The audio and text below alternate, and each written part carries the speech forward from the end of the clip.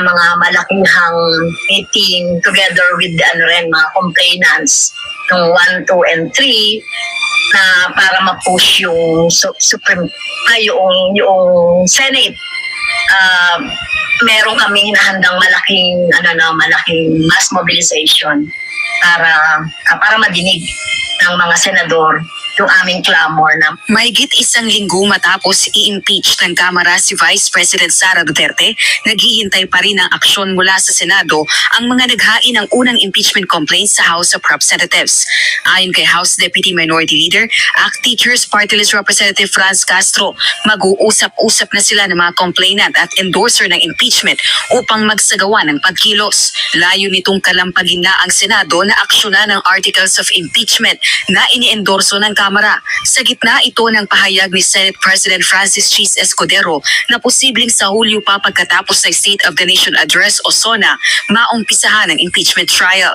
Hindi naman ito ipinagtataka ng ilang House leaders, lalo na't nakapagsagawa na ng mga rally noong nakalipas na buwan para ipanawagan ng aksyon ng Kamara sa impeachment complaints laban kay VP Duterte. Bagaman iginagalang ang desisyon ng Senado, tila may patama naman ang ilang House leaders sa usaping kailan ba dapat umpisahan ang paglilitis sa Articles of Impeachment laban kay VP Duterte.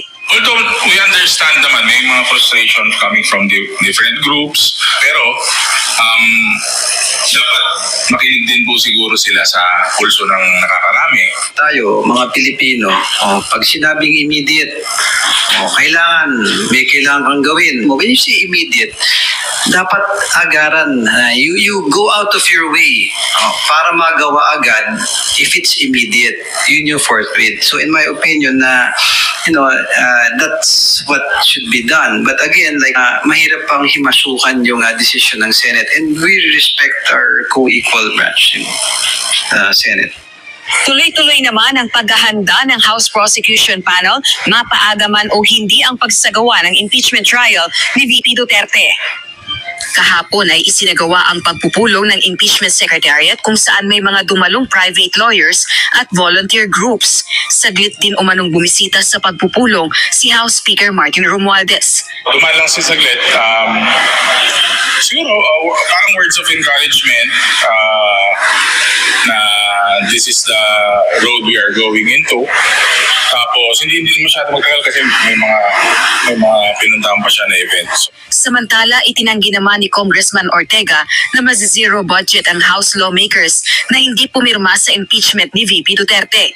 Ito ay matapos ipaliwanag ni House Deputy Speaker Cebu 5th District Representative Duke Frasco kung bakit siya sumuporta sa impeachment ng Vice Presidente. Anya, ayaw niyang isapanganib ang mga proyekto at programa sa kanilang distrito kung hindi siya sasama sa desisyon ng mayoriya sa Kamara. Tungod ninyo, tungod sa ato ang mga programa, tungod sa ato ang mga proyekto, tungod sa mga kalambuan nga ato nang nabubo dinhi sa ato ang lungsod sa Liloan o sa tibuok Quinto Distrito.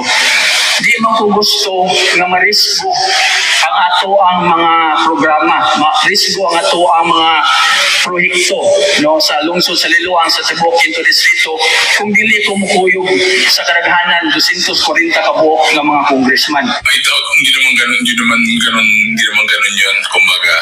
Saka may mga kanya-kanyang local na programs na rin sila. Hindi naman po ganun dito sa Kongreso. Sa huling pahayag ng Kamara, nasa 240 na mga kongresista na ang pumirma para i-endorso ang Articles of Impeachment laban kay VP Duterte. Binubuo ng supermajority ng Kamara. Rosa Licos, UNTV News and Rescue. Diyos ng aming sandigan, serbisyo publiko ang aming pinahahalagahan.